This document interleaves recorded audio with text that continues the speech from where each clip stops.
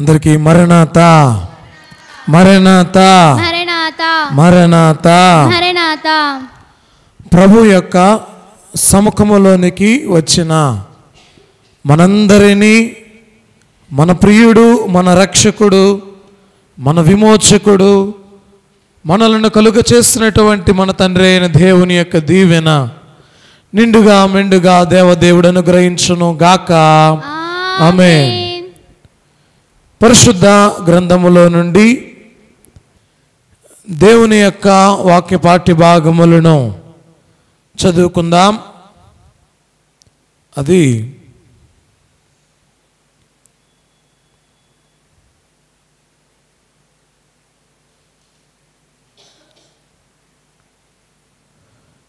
కీర్తనల గ్రంథము 86వ కీర్తన 3వ వాక్యము. ప్రభువా, దినమెల్లా నీకు మొరపెట్టుచున్నాను, నన్ను కరుణించుము. ఆమేన్. ప్రియమైన దేవుని బిడ్డలారా, చదవబడినటువంటి వాక్య భాగములో ఒకసారి అందరం కూడా ఈ మాట చదువుదాం. ప్రభువా, దినమెల్లా నీకు మొరపెట్టుచున్నాను, నన్ను కరుణించుము. ప్రియమైన దేవుని బిడ్డలారా, ఈ వాక్య భాగం తెలియచేస్తూ ఉన్నటువంటి మాటలు ఆయన యొక్క సన్నిధానములో గమనించిన వారమైతే నేటి దినాన కూడినటువంటి మనందరం, దేవా నన్ను కరుణించు, నాపై నీ కరుణ, నాపై నీ కృప, నాపై నీ కనికరము, నాపై నీ యొక్క మా దేవుని యొక్క దయ అనేది ఇవన్నీ కూడా మన పైన ఉండాలి. నేటి దిన వాక్య భాగాలలో మనం గమనిస్తే ఈ వాక్యం చెబుతూ ఉంది, నన్ను కరుణింపుము. ఏమని అడగాలి అంటే, అయా దినమెల్లా నేను నీకు మొరపెట్టుకొనుచు ఉన్నాను, అయితే నీవు నన్ను కరుణించు ప్రభువా. దినమెల్లా నేను నీకు మొరపెట్టుచునే ఉన్నా. వేకువనే లేచినప్పటి నుండి, పనులలోనికి వెళ్ళినప్పటి నుండి, పనులు చేస్తూ ఉన్నప్పుడు, మరలా నా ప్రయాణాలలో ఉన్నప్పుడు, మరలా రాత్రి సమయము క్షేమముగా నేను వచ్చేంత వరకు దినమెల్లా నేను నీకు మొరపెట్టుచు ఉన్నాను, నన్ను కరుణించు. ఇదే 119వ కీర్తనలో 58వ వాక్యములో మనం చూస్తే, కటాక్షముంచుమని నా పూర్ణ హృదయముతో, చూడండి అమ్మా ఏమని బతిమాడుకొనుచు ఉన్నారట, అయా కటాక్షముంచుమని, కరుణించమని ఎందుకు దేవునిని అడగాలి? అమ్మా వాక్యం తెలియచేస్తూ ఉన్నటువంటి మాట, కరుణించమని ఎందుకు దేవునిని అడగాలి? మనం దేవునికి మొరపెట్టుకుంటూ ఉన్నాం, దేవునికి విజ్ఞాపన చేస్తూ ఉన్నాం. దినమెల్లా నేను యెహోవాకు మొరపెట్టుచు ఉన్నాను, యెహోవా నన్ను కరుణించుము. నేటి వాక్య భాగాలలో మనం గమనిస్తే, కరుణించమని దేవునిని ఎందుకు మనం అడగాలి? ఆయన కరుణ మనకు ఎప్పుడు అవసరం? వాక్య భాగాలలో దావీదు గారు కీర్తనకారుడు రాస్తూ ఉన్న మాట, దినమెల్లా నేను నీకు మొరపెట్టుచు ఉన్నా. ఏం చూపించుమని? అయా నాపై కరుణ చూపించు. అయితే దేవుడు తన కరుణను మన పైన ఎందుకు చూపించాలి? అమ్మా, దేవుడు మన పైన తన కరుణ చూపించుమని మనం ఎందుకు అడగాలి? అయా న్యాయం చేయి ప్రభువా అనడం వేరు, నన్ను స్వస్థపరచు ప్రభువా అని అడగడం వేరు, నాకు కావలసినవి దయచేయి ప్రభువా అని అడగడం వేరు. కానీ దేవా నాపై నీ కరుణ చూపించు, అర్థమవుతుందండి? దేవుని యొక్క సన్నిధానంలో, దేవా నీ యొక్క కనికరాన్ని నా పైన చూపించంటాం, నీ యొక్క దయను నాపై చూపించంటాం, నీ యొక్క వాత్సల్యతను నాపై చూపించంటాం. దేవా నన్ను స్వస్థపరచు, నన్ను బాగు చేయి, నాకు ఆరోగ్యము దయచేయి, నాకు కావలసినవి దయచేయి, నా అక్కర్లు దయచేయి అని దేవునిని మనం అడుగుతూ ఉన్నాం. అయితే ప్రియమైన దేవుని బిడ్డలారా, నేటి దినాన కీర్తనాకారుడు రాస్తూ ఉన్నటువంటి మాట, ప్రభువా దినమెల్లా నేను నీకు మొరపెట్టుచూ ఉన్నాను, దినమెల్లా నేను నీకు మొరపెట్టుచూ ఉన్నాను. ఏంటి ఈ మొర? ఏమండి, ఈ మొర ఏంటి? నన్ను కరుణించు దేవా, నన్ను కరుణించు. ప్రియమైన దేవుని బిడ్డలారా, ఎప్పుడు ఆయన కరుణ అవసరం?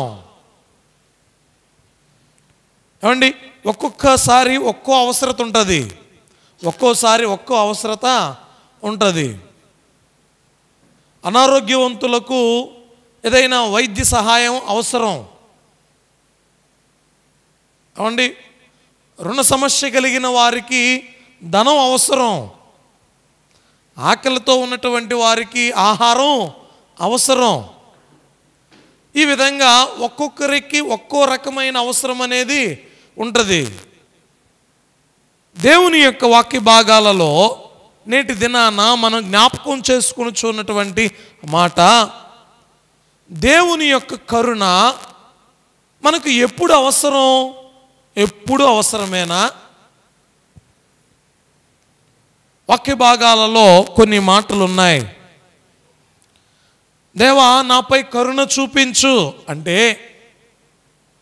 ఆయన చెప్పిన మాట వినకుండా, ఆజ్ఞలను వినకుండా, లోకానుసారముగా జీవించి, అంటే దేవుడు మనకు బోధించినటువంటి ఏ బోధను కూడా లెక్క చేయక ఇష్టానుసారముగా ఉన్నప్పుడు, ఇక చివరి దశలో ఉన్నప్పుడు, దేవా కరుణ చూపే దేవుడవు, కరుణ కలిగిన దేవుడవు, కరుణామయుడవు, నీవు తప్ప నన్ను కరుణించగలిగినటువంటి వారు ఎవరూ లేరయ్యా అని అడుగుతాం. ఏ టైంలో? చివరి టైంలో, లాస్ట్ టైం. వాక్య భాగాలలో మనం చూస్తే దేవుని యొక్క కరుణ ఎప్పుడు అవసరం? కీర్తనాకారుడు 6వ కీర్తన 2వ వచనములు అంటాడండి,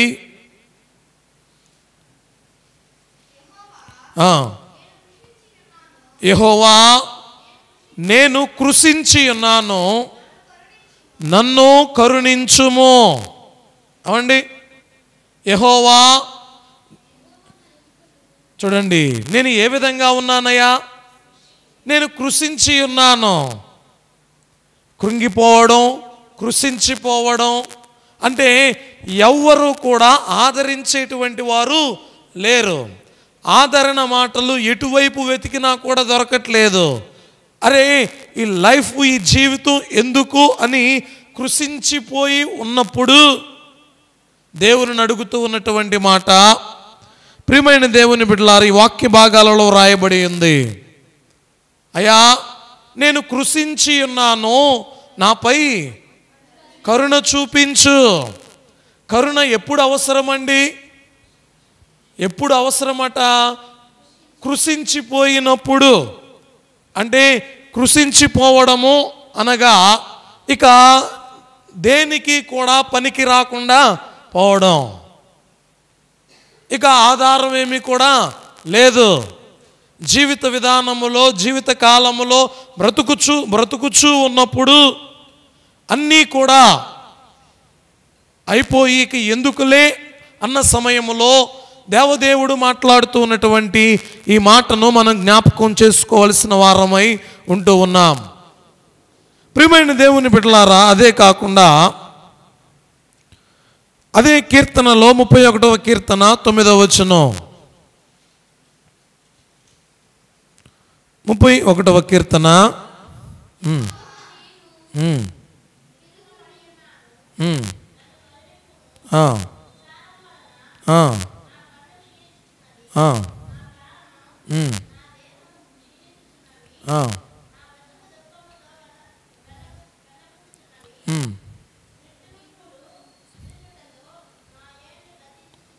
ప్రియమైన దేవుని బిడ్డలారా, వాక్య భాగములో మనం గమనించిన వారమైతే వాక్యం చెబుతూ ఉన్నటువంటి మాట, యెహోవా ఇరుకున పడి ఉన్నాను. చూడండి ఎలా ఉన్నానట, యెహోవా ఇరుకున పడి ఉన్నాను, నన్ను కరుణింపుము. అయ్యా, నేను దురావస్థలో ఉన్నాను, శోకం వల్ల నా కళ్ళు పీక్కుపోయి ఉన్నాయి, నా మనసు నా తనువు చీకిపోయాయి అని దుఃఖముతో కుమిలిపోతూ బ్రతుకుతున్నాను అనే తెలుగు బైబిల్లో ఈ విధమైనటువంటి మాటలు ఉన్నాయి. ఏంటి అంటే, అయ్యా నేను ఎలా ఉన్నాను అంటే దురవస్థలో ఉన్నాను. ఏమండి, ఇరుకున పడి ఉన్నాను, నాపై నీ కరుణ చూపించు. నేను ఉన్నటువంటి ఈ ఇరుకైన మార్గములో నుండి నన్ను విడిపించగలిగిన వారు, నన్ను రక్షించగలిగిన వారు, నన్ను విమోచించగలిగిన వారు ఎవరు కూడా లేరు. దేని చేత ఇరుకున పడిపోయి ఉన్నాను అంటే దురవస్థల చేత, దుర్వ్యసనముల చేత ఇరుకున పడి ఉన్నా. అంటే వీటిలో నుండి బయటికి రావాలి అని నేను అనుకుంటున్నా, కానీ రాలేకపోతున్నా. ఈ యొక్క దురవస్థలో నుండి, దుర్వ్యసనములో నుండి నన్ను వెలికి తీసేవారు ఎవరో కూడా లేరా? దేవదేవుడు తెలియచేస్తూ ఉన్నటువంటి మాట, అయ్యా నాపై కరుణించుము, నేను ఇరుకున పడి ఉన్నాను. నా శోకం వల్ల నా కన్నీళ్ళు, నా కళ్ళు పీక్కుపోయి ఉన్నాయి. ఎలా ఉన్నాయటండి కళ్ళు? చూడండి. అంతేకాకుండా నా మనసు, నా తనువు చీకిపోయాయి. ప్రియ దేవుని బిడ్డలారా, దుఃఖముతో కుమిలిపోతూ బ్రతుకుతూ ఉన్నాను. దుఃఖముతో ఎలా ఉన్నానటండి? కుమిలిపోతూ. చూడండి ఎలాగా అంటే ఈ వాక్యం తెలియచేస్తూ ఉన్నటువంటి మాట, ఇక ఎవరు కూడా ఇతని యొక్క జీవితాన్ని కాపాడగలిగిన వారు ఎవరు లేరు. అరే వీడు నశించిపోతాడు, వీడు నశించిపోయాడు, వీడికి ఉన్నటువంటి వ్యసనం అలాంటిది, వీడు ఉన్నటువంటి దురవస్థలు అలాంటివి, వీడు పడి ఉన్నటువంటి మార్గము అలాంటిది, ఇరుక్కుపోయి ఉన్నాడు, ఎటు పోవాలో తెలియట్లా, ఇటు పోవాలా, ఈ దీనిని విడిచిపెట్టాలా, ఈ వ్యసనాన్ని విడిచిపెట్టాలా, ఈ వ్యధను విడిచిపెట్టాలా, ఈ బాధను విడిచిపెట్టాలా, ఈ గోడును విడిచిపెట్టాలా, ఏం చేయాలి? దేవదేవుడు తెలియచేస్తూ ఉన్నటువంటి మాట, ప్రియమైన దేవుని బిడ్డలారా, ఈ వాక్యములో రాయబడినటువంటి మాటలను గమనించిన వారమైతే దేవదేవుడు తెలియచేస్తూ ఉన్నాడండి, అయ్యా నన్ను కరుణించు, నేను ఎలాగా ఉన్నాను. అమ్మా చూడండి, దేవుని యొక్క కరుణ ఎప్పుడు అవసరమో అంటే ఈ వాక్యం కొన్ని మాటలు మనకు నేర్పుతూ ఉంది. ఒకటి, కృషించిపోయి ఉన్నప్పుడు దేవుని కరుణ మనకు అవసరం. కృషించిపోయాం, ఇక మనల్ని లేవనెత్తే వాళ్ళు లేరు, మనల్ని బలపరిచే వాళ్ళు లేరు, మన దగ్గరికి వచ్చి మనతో మాట్లాడే వాళ్ళు కూడా లేరు. ఆ టైంలో దేవదేవుడే తన కరుణ చూపించే వారుగా ఉంటూ ఉన్నారు. వాక్యం తెలియచేస్తూ ఉంది, దినమెల్లా నేను నీకు మొరపెట్టుచున్నాను, నీ కరుణ నాపై చూపుము. దేవుని యొక్క కరుణ మనపై చూపబడాలి. ఈ వాక్య భాగాలలో గమనించిన వారమైతే ఇరుకున పడి ఉన్నప్పుడు అయ్యా ఏ మార్గం గుండా వెళ్ళాలి, ఎవరి మాటలు వినాలి, ఏ మార్గం గుండా నేను వెళితే సరైన మార్గములో నేను చేరుతాను. ఈ వాక్యం తెలియచేస్తూ ఉన్నటువంటి మాట, దురవస్థలో పడి ఉన్నటువంటి వ్యక్తి దానిలో నుండి విడుదల పొందడానికి తన వల్ల కాదు, తన వల్ల ఎప్పటికీ కాదు. చూడండి, ఉన్నటువంటి వ్యక్తి ఎలా జీవించాలి, ఎలా బ్రతుకుచూ ఉంటారు అంటే దీనిని నేను మానుకోవాలి అని, దీనిని విడిచిపెట్టాలి అని, ఇది నా వల్ల కావట్లేదని అనేక రకాలుగా మాట్లాడుతూ ఉన్నప్పుడు వాక్యం తెలియచేయబడుతూ ఉన్నటువంటి మాట, వాక్యం తెలియచేస్తూ ఉన్నటువంటి మాట, ప్రియమైన దేవుని బిడ్డలారా గమనించండి. అయ్యా, ఇరుకున పడి ఉన్న నీవు నన్ను చూడండి. ఎప్పుడు కావాలండి దేవుని కరుణ? అమ్మ, ఎవరికి కావాలి దేవుని కరుణ? ఏనండి, ఎవరికి కావాలి చెప్పండి, మీరు చెప్పండి. ఒకటి, కృషించిన వారికి ఆధారమే లేదు, ఒంటరి వారైపోయారు. ఆ టైంలో దేవదేవుడు మాత్రమే వారిని కరుణిస్తాడు. ఇంకా ఎవరికటండి? ఇరుకున అనగా చూడండి, ఈ లోకంలో ఒక వ్యసనానికి బానిసయ్యారు. ఈ వ్యసనములో నుండి బయటపడాలి అని ఎప్పుడు అనుకుంటూనే ఉన్నాం, కానీ బయటపడలేకపోతూ ఉన్నాం. కారణం ఏంటి? ఎవరు వీరిని ఈ వ్యసనములో నుండి బయటికి తీసుకొని రాగలరు? ఎవరు తీసుకురాగలరండి? దేవాతి దేవుడే. దేవా, నీవు కరుణించకపోతే ఈ వ్యసనములో నుండి మేము ఎవ్వరము బయటపడలేం. చూడండి, కీర్తనాకారుడు 41వ కీర్తనలో 4వ వచనం.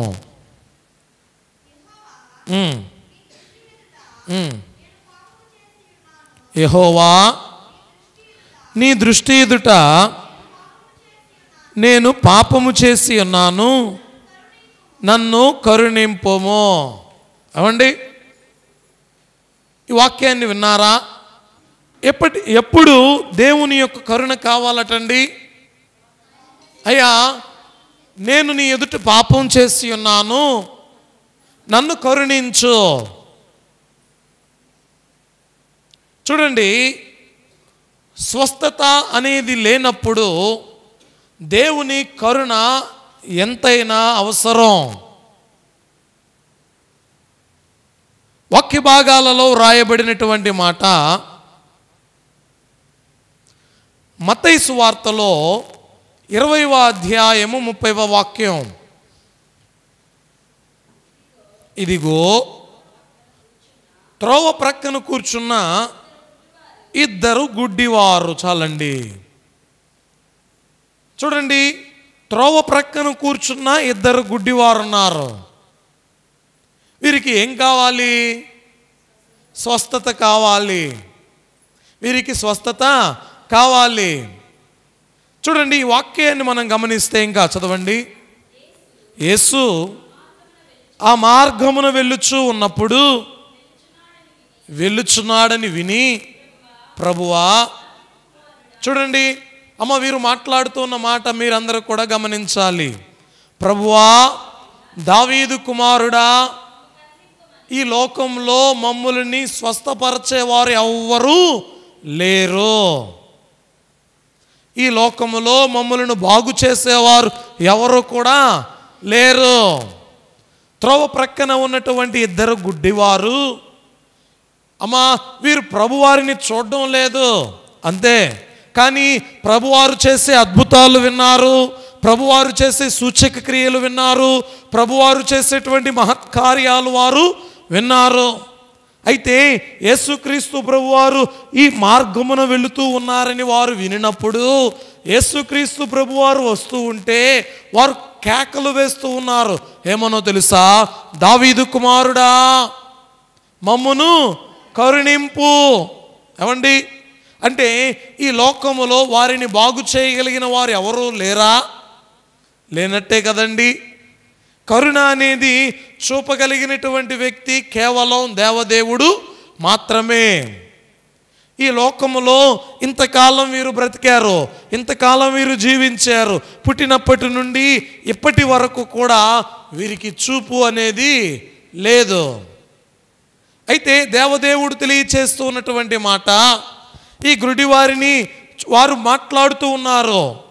వారు మాట్లాడినటువంటి మాట, దావీదు కుమారుడా, మమ్మును కరుణించు. స్వస్థత లేనప్పుడు, దేవా, నీవు తప్ప కరుణించగలిగిన దేవుడు ఎవరు లేరయ్యా. అమ్మా, దేవదేవుని యొక్క వాక్యాలలో మనం చూస్తే, అదే మార్కు సువార్తలో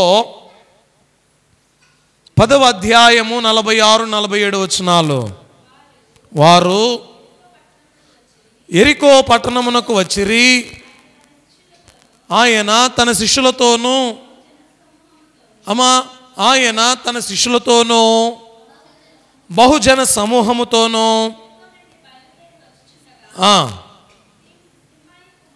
తిమ్మాయి కుమారుడైన బర్తిమయి, చూడండి, బర్తిమయి అను పుట్టి భిక్షకుడు త్రోవ ప్రక్కన కూర్చుండెను. ఈయన నజరేయుడైన యేసు అని వాడు విని, దావీదు కుమారుడా యేసు, నన్ను కరుణింపుమని కేకలు వేయి మొదలుపెట్టెను. ఓరకుండుమని అనేకులు వానిని గద్దించగా, వాడు దావీదు కుమారుడా నన్ను కరుణింపుమని. అప్పుడు యేసు నిలిచి వానిని పిలువుడని చెప్పగా, వారు ఆ గుడ్డి వానిని పిలిచి, ధైర్యము తెచ్చుకొనుము. చూడండి, విన్నారా ఈ మాటలు?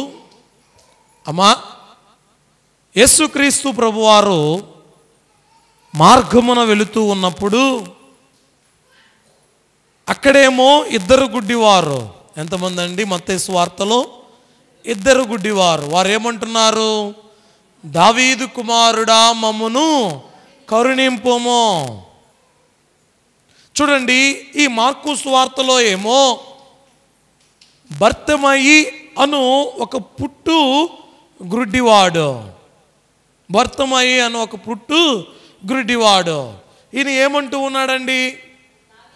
చూడండి, ఈ మాట అనడానికి పూర్వము యేసుక్రీస్తు ప్రభువారిని గురించి వినినటువంటి వ్యక్తులు వీరు. యేసయ్యను గురించి వినకుండా, యేసయ్యను గురించి తెలియకుండా, యేసయ్య యొక్క ప్రభావం ఏంటో వారు గ్రహించకుండా ఈ మాటలు వారు మాట్లాడేవారు కాదేమో. యేసుక్రీస్తు ప్రభువారి యొక్క ప్రభావాన్ని, యేసుక్రీస్తు ప్రభువారి యొక్క గొప్పతనాన్ని, ఆయనలో ఉన్నటువంటి మహత్కార్యములను, గొప్ప శక్తిని ఎరిగిన వారు కాబట్టే వీరు మాట్లాడుతూ ఉన్నారు. దావీదు కుమారుడైన యేసు నన్ను కరుణింపు. ఏమండి? అంటే ఈ భూమి మీద ఉన్న వీరు ఎవ్వరు కూడా నాకున్నటువంటి ఈ అనారోగ్య పరిస్థితిని స్వస్థపరచగలిగిన వారు ఎవ్వరు లేరు. నాకు చూపు లేదయ్యా, నాకు చూపు ఇవ్వగలిగిన వారు ఎవరున్నారు? ఏమండి? ఎవరైనా ఉన్నారా? అరే వీరికి కనిపించట్లేదు, నాకు 2 కళ్ళు ఉన్నాయి, ఎందుకు ఒక కన్ను పీకి ఇచ్చేద్దాం అనుకుంటారా? ప్రియ దేవుని బిడ్డలారా, ఈ లోకంలో ఎవరు కూడా తన యొక్క చూపును దానం చేయట్లేదు. కానీ ఈ వాక్య భాగాలలో మనం గమనిస్తే చూడండి, అనారోగ్యం వస్తే ఔషధములు వేసుకుని స్వస్థపరచబడుతూ ఉన్నారు. కానీ ఇక్కడ వీరికి స్వస్థత లేనప్పుడు వీరు దేవుని అడుగుతూ ఉన్నారు. ఈ లోకములో ఉన్నవారు ఎవ్వరూ కూడా మమ్మల్ని కరుణించలేదయ్యా, నీవు తప్ప మమ్మల్ని కరుణించగలిగిన వారు ఎవరు లేరయ్యా అంటున్నారండి. ప్రియమైన దేవుని బిడ్డలారా, వాక్య భాగాలలో మనం గమనిస్తే వాక్యం చెబుతూ ఉన్నటువంటి మాట, నిన్ను కరుణించగలిగిన దేవుడు ఆయన, నిన్ను స్వస్థపరచగలిగినటువంటి దేవుడు ఆయన. ఈ వాక్యములో వ్రాయబడినటువంటి మాట, అయ్యా ఆయన ఈ లోకంలో నిన్ను ఎవ్వరూ బాగు చేయలేదా, నేను నిన్ను బాగు చేస్తాను, నీవు నా వైపు తిరిగి అంటాడండి. ఏమండి? ఆయన చేసేటువంటి గొప్ప కార్యాలు ఎలాగా ఉంటాయి అంటే, నయమాను విషయంలో నీటితో చేశాడు, ఈ గ్రుడ్డివారి విషయములో ఉమ్ముతో చేశాడు, శతాధిపతి విషయములో ఆయన యొక్క విశ్వాసమును బట్టి చేశాడు, రక్తస్రావణ స్త్రీ విషయములో ఆమె నమ్మికను బట్టి చేశాడు. ప్రియ దేవుని బిడ్డలారా, 38 ఏండ్ల నుండి ఎన్ని సంవత్సరాలండి? 38 సంవత్సరాల నుండి బెతెస్దా అనే కోనేటి యొద్ద పడి ఉన్నటువంటి వ్యక్తిలో ఒక విశ్వాసం ఉంది. ఏంటి ఆ విశ్వాసము? ఈ కోనేటి నీళ్లను దూత వచ్చి కదిలిస్తుంది. ఈ దూత వచ్చి నీటిని కదిలించినప్పుడు ఎవరైతే ముందుగా ఇందులో దూకుతారో వారికి స్వస్థత. ఈ విశ్వాసముతో సంవత్సరం కాదు, 2 సంవత్సరాలు కాదు, 3 సంవత్సరాలు కాదు, ఇంచుమించు యేసుక్రీస్తు ప్రభువారు పుట్టక ముందు నుండి ఎక్కడున్నాడండి? బెతెస్దా కోనేటి దగ్గర ఉన్నాడు. ఈయనలో ఉన్నటువంటి ఈ విశ్వాసాన్ని బట్టి దేవుడు ఆ వ్యక్తిని బాగు చేశాడు. నీవు నీ పరుపెత్తుకుని నీవు లేచి నడువంటున్నాడు. ప్రియమైన దేవుని బిడ్డలారా, వాక్య భాగాలలో మనం గమనించిన వారమైతే దేవదేవుడు కరుణ చూపించే దేవుడు. ఎలాంటి దేవుడు అండి? కరుణ చూపించే దేవుడు. ఎప్పుడు కరుణ చూపిస్తున్నాడో తెలుసా అమ్మా? ఆయన కరుణ అంటే ఎలాగా ఉంటుంది? ఈ లోకములో ఎవరి వల్ల కాని పని ఆయన మాత్రమే చేయగలడు. చూడండి, వాక్యాలలో మనం చూస్తే అయా కృషించిపోయినటువంటి వారిని లేవనెత్తగలిగినటువంటి వాడు ఆయనే. చనిపోవాలి అనుకున్నటువంటి వారు, చనిపోవడానికి వెళ్ళినటువంటి వారు కూడా దేవుని యొక్క మాటలు విని వెనక్కి వచ్చి దేవుని యొక్క స్వార్థను ప్రకటించిన వారు ఎంతమందో ఉన్నారు. అమ్మా, సాధు సుందర్ సింగ్ భక్తుడున్నాడు. సాధు సుందర్ సింగ్ గారు కూడా, అయ్యా నీవు ఎవరో నాకు కనిపించకపోతే, అమ్మా నీవు ఎవరో, దేవుడు ఎవరో నాకు కనిపించకపోతే, ఇదిగో మా ఇంటి వెనక నుండి వెళ్ళేటువంటి ఈ ట్రైన్ కింద నా తల పెట్టి నేను చనిపోతా.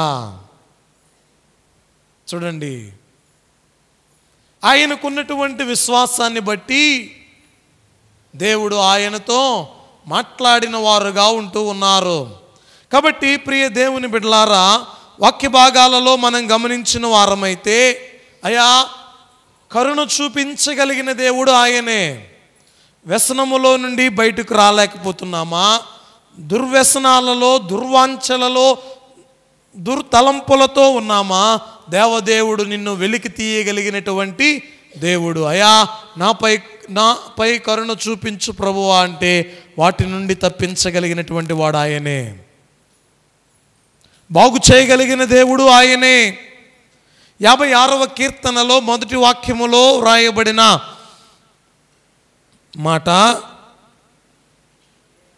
దేవా నన్ను కరుణింపుము,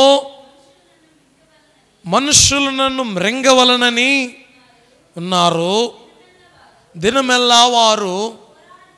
చూడండి, అయ్యా నన్ను కరుణించు ప్రభువా.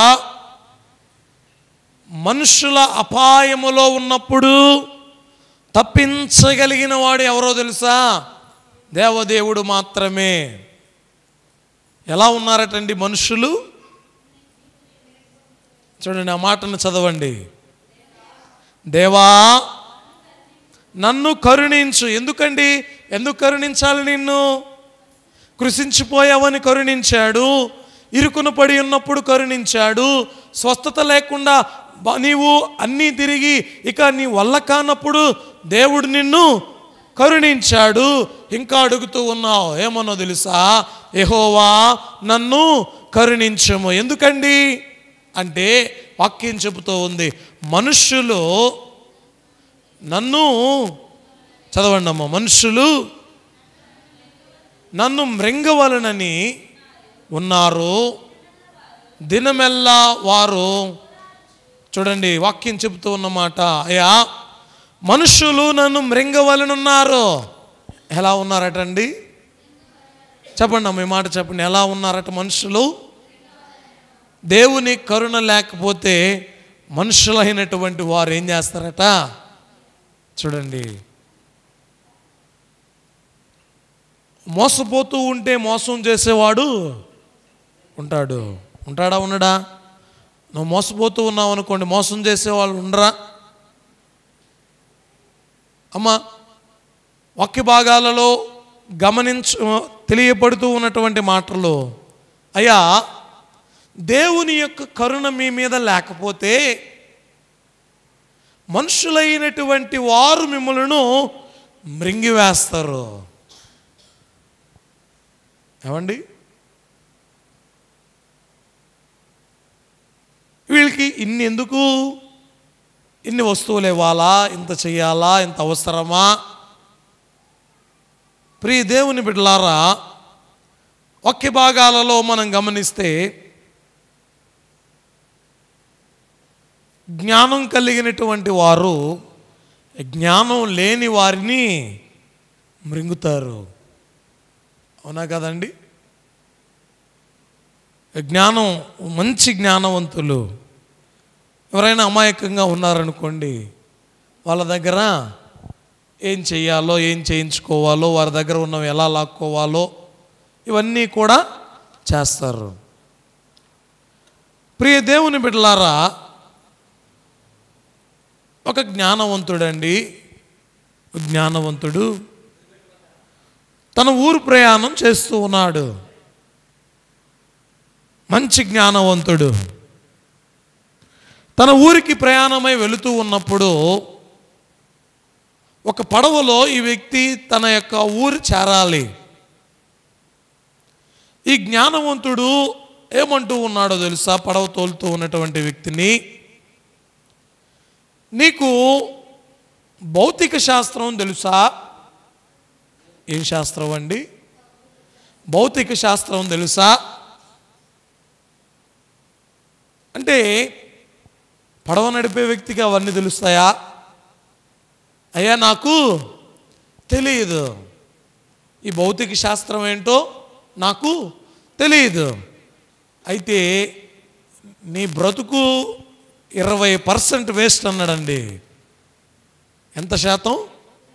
20% నీ యొక్క జీవితం వేస్ట్. నీకు భౌతిక శాస్త్రం తెలియదు, కనీసం ఖగోళ శాస్త్రం అయినా తెలుసా? అవండి, ఈ జ్ఞానవంతుడు అడుగుతూ ఉన్నాడు వ్యక్తిని, కనీసం నీకు ఖగోళ శాస్త్రమైనా తెలుసా? అయితే నీ యొక్క బ్రతుకు 40% వేస్ట్. చూడండి, ఇంకా కొంచెం దూరం పోగానే ఇంకా అంటున్నాడు, కనీసం నీకు తత్వశాస్త్రమైనా తెలుసా? ఏవండి, చూడండి, ఒక జ్ఞానవంతుడు జ్ఞానము లేనటువంటి వ్యక్తితో మాట్లాడుతూ ఉన్నాడు. ఏమని? నీకు భౌగోళిక శాస్త్రం తెలుసా, ఖగోళ శాస్త్రం తెలుసా, తత్వశాస్త్రాలు తెలుసా అంటూ ఉంటాయా? ఇవి ఏవి నాకు తెలియదు అన్నప్పుడు ఆయన అంటున్నాడు, ఆ వ్యక్తి అంటున్నాడు, అయ్యా నువ్వు నన్ను ఇన్ని అడిగావు కదా, ఇప్పుడు మనం ప్రమాదంలోకి వెళ్తూ ఉన్నాం. ఇదిగో గాలి చేత సుడిగుండాలు ఏర్పడుతూ ఉన్నాయి నీటిలో. ఓడ పడిపోద్దేమో, తిరగబడుద్దేమో. నీకు ఈత శాస్త్రం వచ్చా అన్నాడటండి. ఏ శాస్త్రం?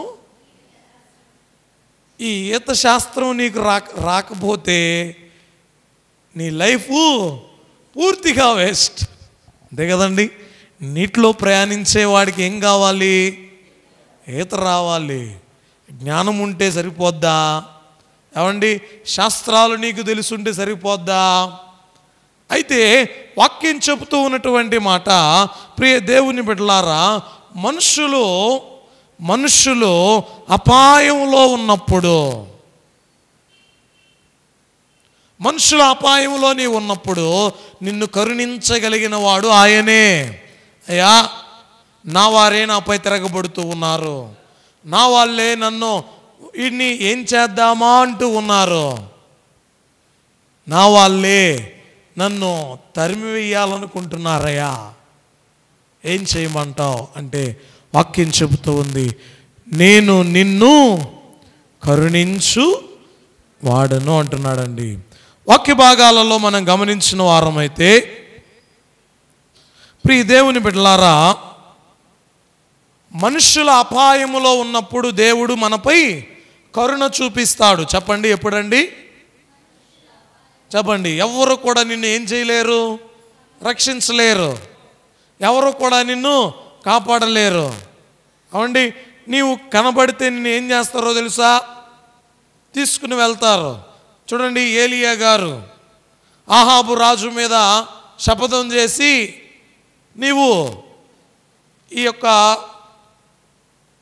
నీవు ఇంతమంది యాజకులను సంహరించావు కదా, నీవు ఈ విధంగా మమ్మలను ప్రాణ భయముతో ఉరకలెత్తిస్తున్నావు కదా, చూడు ఈ భూమి మీద చినుకైనా కూడా పడదు అన్నప్పుడు ఆ దినము నుండి 3.5 సంవత్సరం ఏం లేదండి, వర్షం లేదు. వెతుకుతూ ఉన్నారు.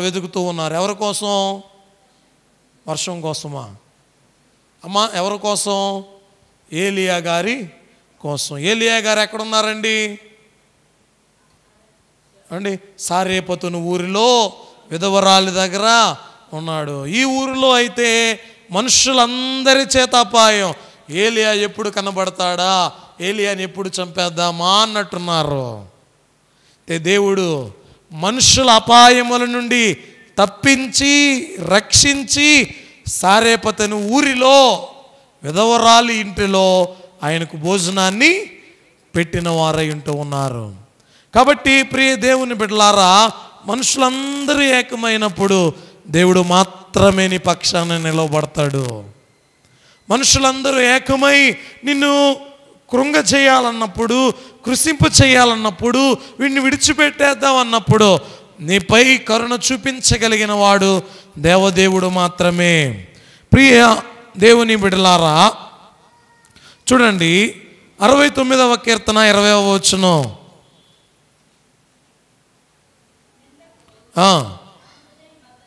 చూడండి, హృదయం ఏమైపోయింది? బద్దలైపోయింది. నేను బహుగా కృషించి ఉన్నాను, కరుణించు వారి కొరకు కనిపెట్టుకొంటిని కానీ ఎవడును లేకపోయాను. అయ్యా, నిందల వల్ల నా హృదయం బద్దలైపోయిందయ్యా. నన్ను కరుణించు వారు ఎవరైనా ఉన్నారేమోనని కనిపెట్టుచూ ఉన్నా. ఇటు చూసా, అటు చూసా, అక్కడ ప్రాంతం వెళ్ళా, ఈ ప్రాంతం వెళ్ళా, ఎక్కడికెక్కడో తిరిగా. ఎవ్వరు కూడా నాపై కరుణ చూపేవారు లేరు. నన్ను కరుణించేవారు ఎవ్వరు లేరు. దేవా, నీవే నాపై కరుణ చూపించు. దేవా, నీవే నాపై కరుణ చూపించగలిగిన వాడవు. చూడండి, హృదయం బద్దలైనప్పుడు అమ్మా, దేనికట? నిందకట హృదయం ఏమైపోయింది? బద్దలైపోయింది.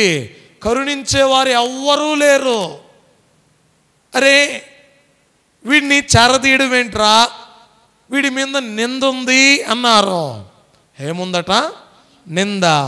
ఈ నిందకి ఎవరు కూడా అతని దగ్గరికి వెళ్ళట్లా, ఎవరు కూడా అతన్ని చేరదీయట్లా, ఎవరు కూడా అతనిని అమ్మా కావలసినవి ఏంటో, అవసరం ఏంటో, అసలు వాస్తవం ఏంటో ఎవరు తెలుసుకోవట్లా. కానీ మోపబడినటువంటి నిందను బట్టి అతని యొక్క హృదయం ఏమైపోయిందట? బద్దలైపోయింది. కరుణించు వారు ఎవరైనా ఉన్నారా అని మనుషుల వైపు చూస్తే ఎవ్వరు కూడా ఇతని దగ్గరకు వచ్చుటకు ఇష్టపడట్లా. ఎవ్వరు కూడా ఇతని వైపు చూడట్లా. కానీ వాక్యం చెబుతున్నటువంటి మాట ఏంటో తెలుసా?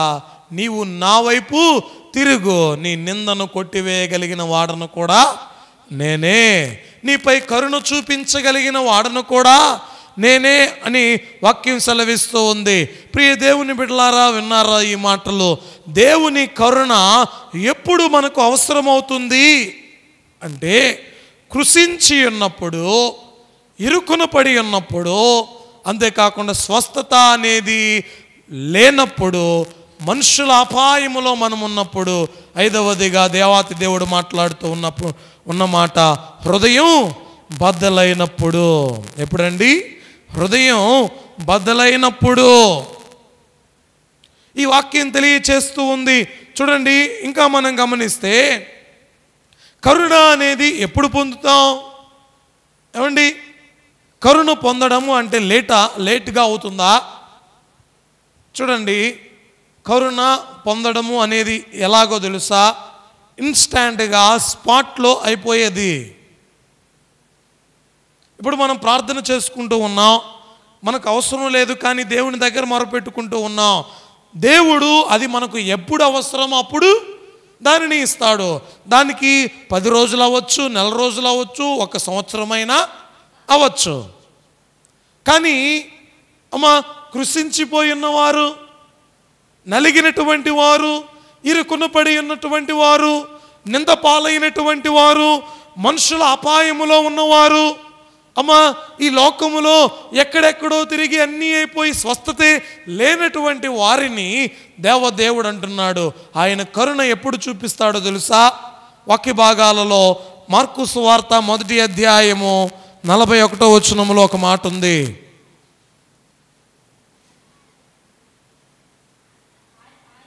ఆయన కనికరపడి చేయి చాపి వానిని ముట్టి నాకిష్టమే. చూడండి యేసయ్య ఎక్కడున్నాడో తెలుసా?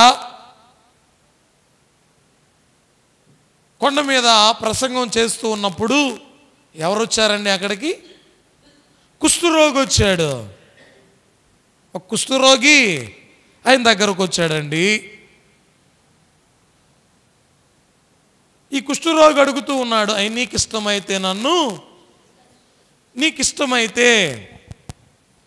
ఇష్టమైతే నాపై కరుణ చూపించు, నీకు ఇష్టమైతే నన్ను స్వస్థపరచు అంటే, ప్రియ దేవుని బిడ్డలారా, యేసుక్రీస్తు ప్రభువారు వెంటనే కుష్ఠరోగిని ముట్టి నాకిష్టమే, నీవు శుద్ధుడవు. చూడండి ఎంత టైం పట్టిందండి, ఎంత టైం పట్టింది. ఇప్పటి వరకు ఊరికి వెలుపల ఉన్నాడు. ఒక రోజు తిన్నాడు, ఒక పూట తింటే ఇంకో పూట తిన్నాడో తినలేదో, కానీ ఇప్పటికీ నేటికి బ్రతికే ఉన్నాడు.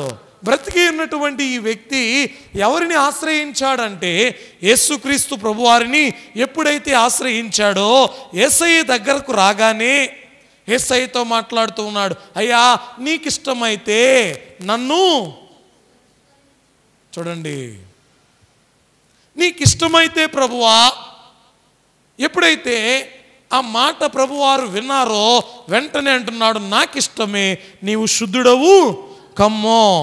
చూడండి ప్రియ దేవుని బిడ్డలారు, వెంటనే అంటే వెంటనే కరుణ పొందాడు, వెంటనే దేవుని యొక్క కనికరాన్ని పొందుకున్నాడు. లూకాసు వార్తలో కూడా 7వ అధ్యాయము 13వ వచనం, ప్రభువు ఆమెను చూచి ఆమె యందు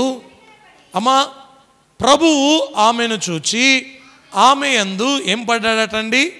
కనికరపడి ఏడవవద్దని ఆమెతో చెప్పి దగ్గరకు వచ్చి పాడెను ముట్టగా. చూడండి నాయును విధవరాలి యొక్క కుమారుడు మరణించాడు. నాయును విధవరాలి యొక్క కుమారుడు మరణించాడు. మరణించినటువంటి వ్యక్తిని సమాధి దగ్గరికి తీసుకుని వెళ్తూ ఉన్నారు.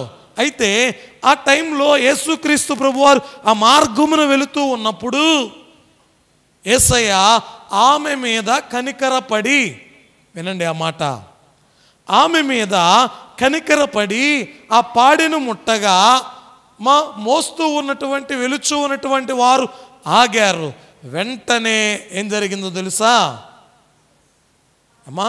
చనిపోయినటువంటి తన కుమారుడు లేచాడు. ప్రియ దేవుని బిడ్డలారా, ఈ మాటను మనం గమనించిన వారమైతే విధవరాలి కుమారుణ్ణి బ్రతికించాడు. ఆయన కరుణండి, ఆయన కనికరం ఎలాంటిదో తెలుసా?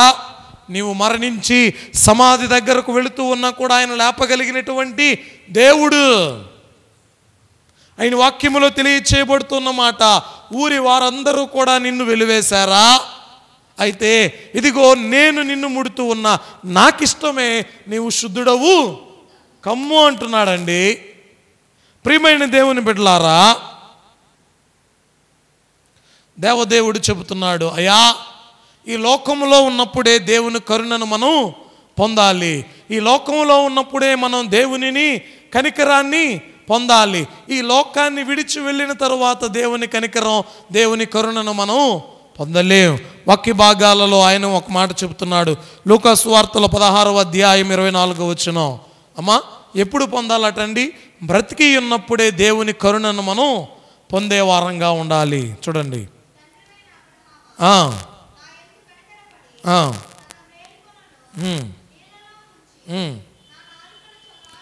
చూడండి, ఎవరు మాట్లాడిన మాట ఇది? ధనవంతుడు మాట్లాడిన మాట. తండ్రి అయిన అబ్రహామా, నా యందు ఏం పొందయ్యా? చూడండి, ఈ మాట ఈ లోకములో ఉన్నప్పుడు అడిగి ఉంటే, అమ్మా ఈ లోకములో ఉన్నప్పుడు దేవునిని అడిగి ఉంటే, దేవా నాపై కనికరం చూపించు, దేవా నన్ను కరుణించు, నేను కృషించి ఉన్నానయ్యా, నేను నిందించబడి ఉన్నాను, నేను మనుషుల చేత తరమబడుచు ఉన్నాను, నేను ఇరుక్కున పడి ఉన్నాను, నేను దురవస్థలో ఉన్నాను, నేను వ్యాధిగ్రస్తుడిగా ఉన్నాను, నేను స్వస్థత లేని వాడనుగా ఉన్నాను, నాపై కరుణించు ప్రభువా అంటే దేవదేవుడు నీపై తన కరుణను చూపించే దేవుడాయన. ఈ వాక్యం తెలియచేస్తూ ఉన్నటువంటి మాట, అయ్యా లాజరు మరణించాడు, ధనవంతుడు కూడా మరణించాడు. లాజరు ఈ లోకంలో ఉన్నంత వరకు దేవా నీ ఇష్టమైతే, నీ చిత్తమైతే నేటి దినానికి నాకు ఆహారం దయచే అని అడిగేవాడు. కానీ ధనవంతుడు అలాగా కాదు. ధనవంతుడు తన ఇష్టానుసారంగా బ్రతికాడు, అనుకుంటూ ఉన్నాడు, నేను దాన ధర్మాలు చేశాను, మంచి పనులు చేశాను, మంచి అందరికీ కూడా మంచి పనులను నేను చేయగలిగాను అనుకుంటూ ఉన్నాడు. అయితే మరణించిన తరువాత ధనవంతుడేమో నరకంలో కనబడుతూ ఉన్నాడు, లాజరేమో పరలోకంలో కనబడుతూ ఉన్నాడు. అబ్రహాము రొమ్మున ఆనుకొని ఉన్నాడు, అడుగుతూ ఉన్నాడు, అయ్యా నీవు నాపై కరుణ చూపించి, అమ్మా ఎవరిపైన?